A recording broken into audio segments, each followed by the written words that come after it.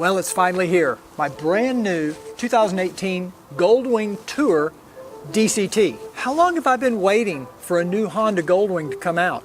Is this thing as good as all those reviews out there say it is?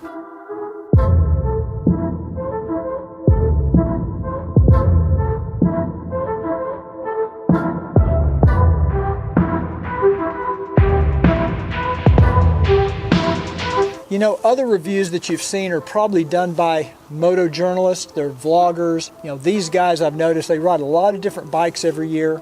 Most of them do not own a Goldwing.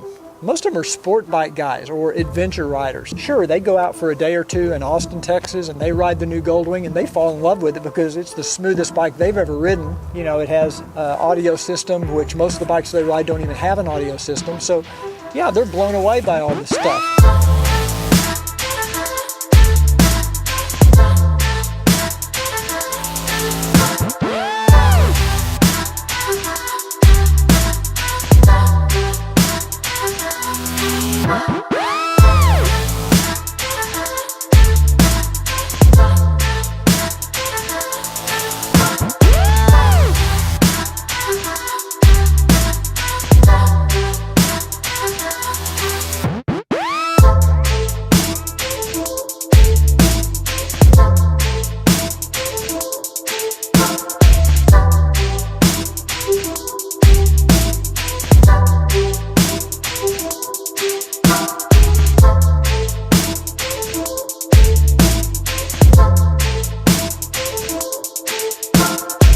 Today I want to talk a little bit about this new 2018 Goldwing DCT. Now I just picked this bike up about 3 days ago from Shawnee Honda Polaris up in Shawnee, Oklahoma. And by the way, great people to work with. I was able to arrange to have them let me videotape the uncrating and the initial assembly of the bike, something they don't normally do. But it was actually very interesting to see the process. Now, I've had about 3 days to spend with this bike. I've ridden it back from Oklahoma, about a 190-mile trip. The bike ride's very good on the highway. All in all, very enjoyable ride. However, as a previous Goldwing owner, this is my 4th Goldwing. This new generation is quite a bit different. In some ways, you'll recognize that it's a Goldwing. In other ways, it's a completely different bike. But I'm going to talk about some things that I consider to be thumbs up, really good, things I love about this new bike.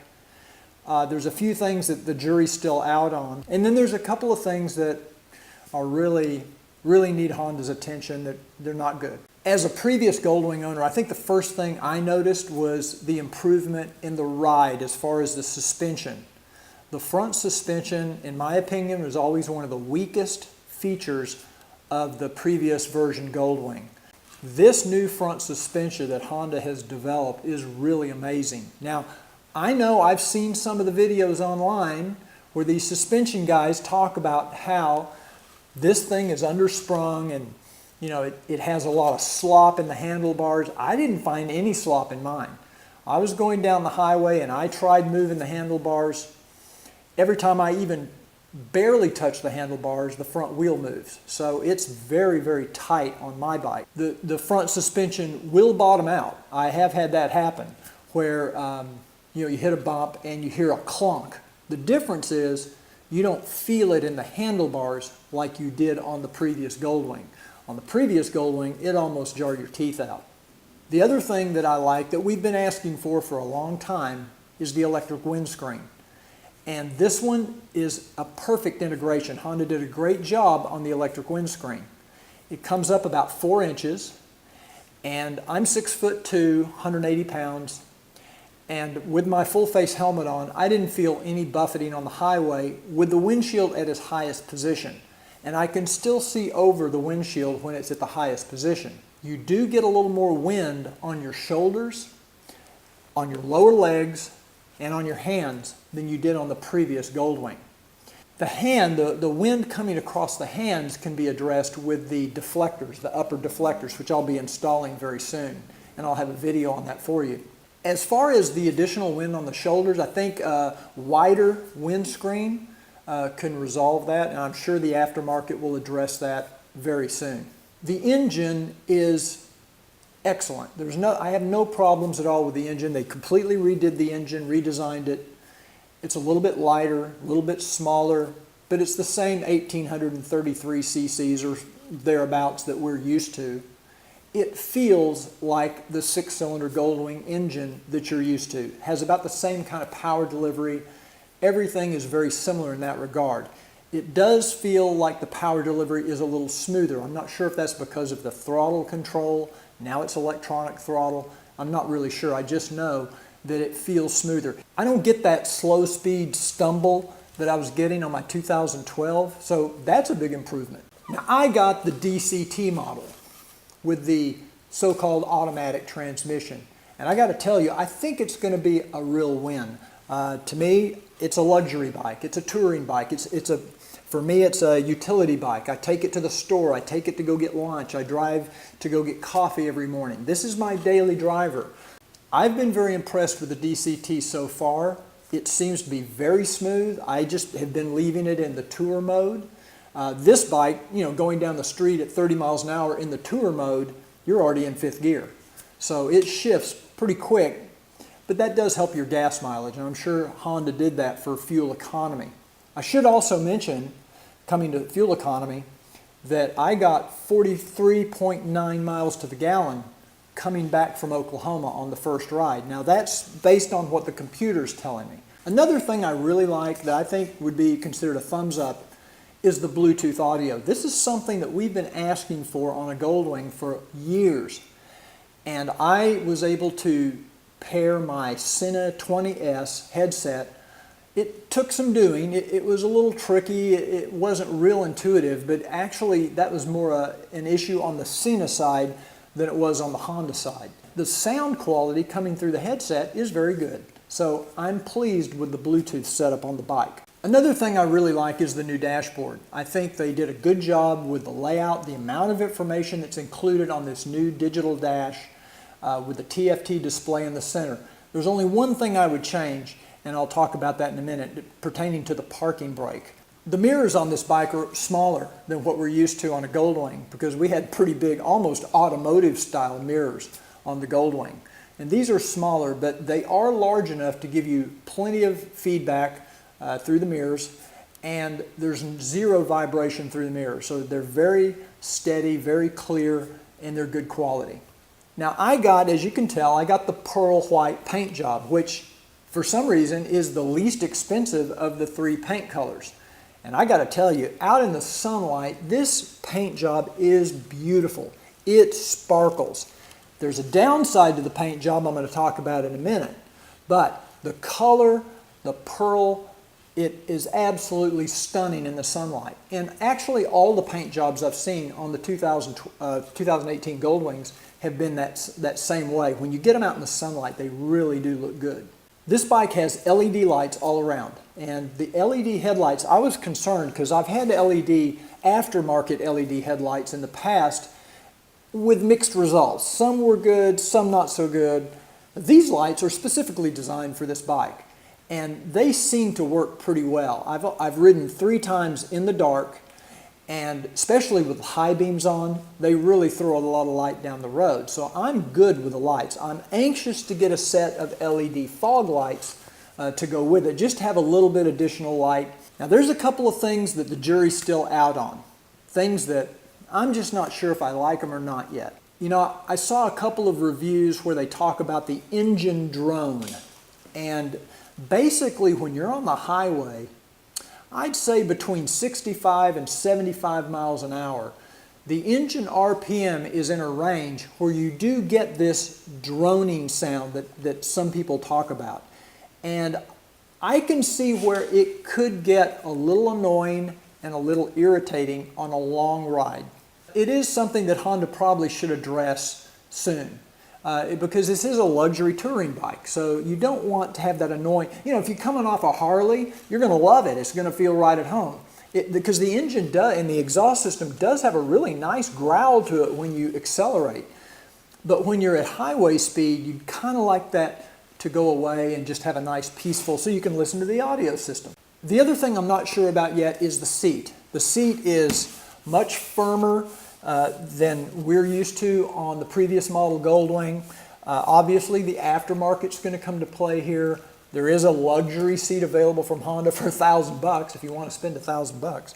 I found the seat to be okay on the way back from Oklahoma. It may just be something I need to get used to. The bolster in the back is not quite as prominent as what we had on the other Goldwing, so that takes some getting used to. You're definitely going to need the backrest.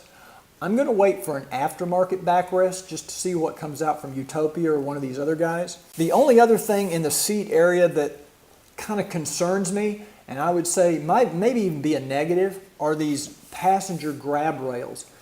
Not only are they very low, but there's no opening. There's no way to use these as a tie-down point if you want to put a bag on the back seat. With the reduction in trunk and saddlebag space, a lot of guys are going to want to put a tea bag or something on the back seat, and I don't know how you strap it down. So the aftermarket needs to address these passenger grab rails, or Honda needs to address it. They do come off very easily, just a couple of bolts like the old ones. The other thing that is kind of a concern of mine is the parking brake. I really think Honda kind of went cheap on this one.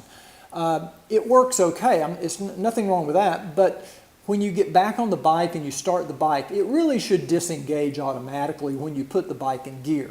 You shouldn't have to remember to release the parking brake. I've already ridden off one time with the parking brake on, and you know, you immediately feel something's not right, you're just not sure what it is, and of course I realized it's the parking brake. On a $28,000, $30,000 bike, when you put the bike in gear, it should kick the parking brake off. At least they should put a more prominent warning on the TFT display, maybe have a big red P show up with the, you know, with the circle around it, have that flashing on that TFT display just to remind you that your parking brake is on. What are the things that I consider to be really thumbs down, things I'm just flat not happy with on this bike? And there's only a few.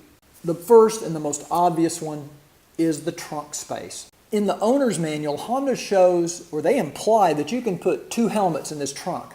Ain't no way anybody's going to get 2 helmets in this trunk. Not unless they're 2 small, you know, 3/4 helmets. I don't see any way to get, I can't even get my single HJC Cymax 3 helmet to fit in the trunk because it's too tall. Now, that might be because I have a GoPro mount on the top of the helmet. I'm going to try to scrape that thing off later and see if I can actually get the trunk to shut. But right now, I can't even get my single modular helmet in the trunk. That's something that I would have to say is a thumbs down. My next thumbs down is the integration of the glove box in the center. Now, if you have an airbag model, you don't even have this glove box. But this little glove box lid looks kind of cheap to me. I think Honda could have done a little better job of that. And you know, the first time I tried to open it, I'm punching that button in the center. I punched it 4 or 5 times, couldn't get the glove box to open. I didn't know what was wrong. I thought it was locked. Well, come to find out, you've got to punch the button on the right side of the button, because that's where the little, I don't know what you call it, the little latch is that actually releases to let the glove box open. You know, if that's the case, just put the button on the right. Don't even have that wide center button. And then inside, Honda sticks this jicky foam rubber thing to put your cell phone in. That's the best they can do? Come on, guys. It's a $30,000 motorcycle. Could you not come up with some way to put your cell phone in the glove box better than just a chunk of foam rubber? Another thing is, if you use Android like I do at a Samsung cell phone, there's no way that I can find to make a phone call while you're riding the bike using voice dialing. For example, I can't say call Joe or call Bill. It doesn't work. You have to have Apple CarPlay to do that with an iPhone. You can't even use the phone book. It won't let you access the phone book. You can see it on the screen, but if you try to access a phone number, it gives you an error message. It says you can't do it while the bike's in motion. That needs to change. They need to at least allow you to select a name from your phone book to make a phone call while you're going down the highway. But the biggest thing, my biggest gripe, my biggest complaint, you've been waiting the whole video to hear this. is the quality of the fit and finish on this motorcycle is not up to Honda standards. I'm sorry. I know I got an early production release model. This bike was built in January of 2018, but there's no way in hell Honda should have let this motorcycle go out of the factory in the shape it was in. Now, here's what I'm talking about on fit and finish. Number one, the gas cap over here doesn't even fit flush with the rest of the fairing. It kind of sticks up a little bit. Now, not a huge thing, but it just speaks to the quality of the workmanship. So that's not a great thing. The worst thing though was, I was there when they pulled the bike out of the crate. I was there when they took the plastic wrap off of the bodywork. I found 3 areas on the paint where the paint finish was marred. Now, on the tops of my saddlebags, it appears like there was a flaw in the paint at the factory. And what it looks like to me is like somebody tried to wet sand out the flaw, and then they never polished it. They never got the polish and the buffer out and buffed it out. So you've got this marred image in the clear coat, and maybe you can see it in the video that I'm playing right now. There's absolutely no excuse for a $30,000 vehicle, car, motorcycle, anything, to go out to a customer in that condition. I asked the dealer, Shawnee, and showed it to the sales manager, and I basically said, I want this covered on warranty. I want new saddlebag covers, and one of the pieces on the rear fender has a mar on it, and he agreed. So we'll see how Honda deals with this. But I expect those pieces to all be replaced with good quality paint in perfect condition. I don't want to spend this kind of money on a motorcycle and have that happen. And I don't know what the hell the deal is with Honda and paint on a Goldwing. Because you look at a CB 1300 or whatever they are, the beautiful red bike, all the other Honda models have absolutely immaculate paint. But you get to a Goldwing and it's got orange peel, and now the color's beautiful. It looks great out in the sunlight, and most people would walk up to this bike and never see these finishes. But you get it in here under fluorescent light, and you can see these marred areas. It looks like somebody sanded off some of the clear coat and never polished it. It's just, there's absolutely no excuse for that. We're making a warranty claim. We've sent this video to Honda. Let's see how they respond to it. And hopefully, they'll get this figured out so that when you guys go out to buy your 2018 Goldwing a few months from now, you won't have these issues anymore. Honda has a quality control issue with this new Goldwing, or that would have never gone out the door. So anyway, I'm done complaining about it. That's all I wanted to say. I've said my piece. Other than those few things, I want to point out this is an amazing motorcycle.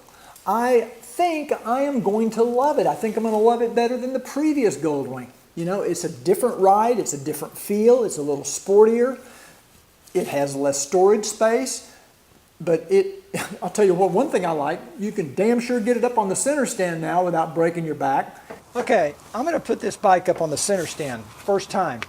Let's see if it's really 90 pounds lighter. Oh yeah. It's much easier to get up on the center stand. This thing goes right up on the center stand. I don't know if it's balanced better or just because it's 90 pounds lighter. These are my thoughts. Please put your comments down below this video. I want to hear what your thoughts are. If you have any questions, I'll try to answer them in my next video. I'll do an updated review of this in a couple of months after I've had some more time and put a few thousand miles on it, because I'll know more about it. But these are just my first impressions. Watch Cruiseman's Garage YouTube channel for some installation videos. We're going to be doing some aftermarket accessories in conjunction with CycleMax.com. And please subscribe to my channel and ask your friends to subscribe. We love having you here.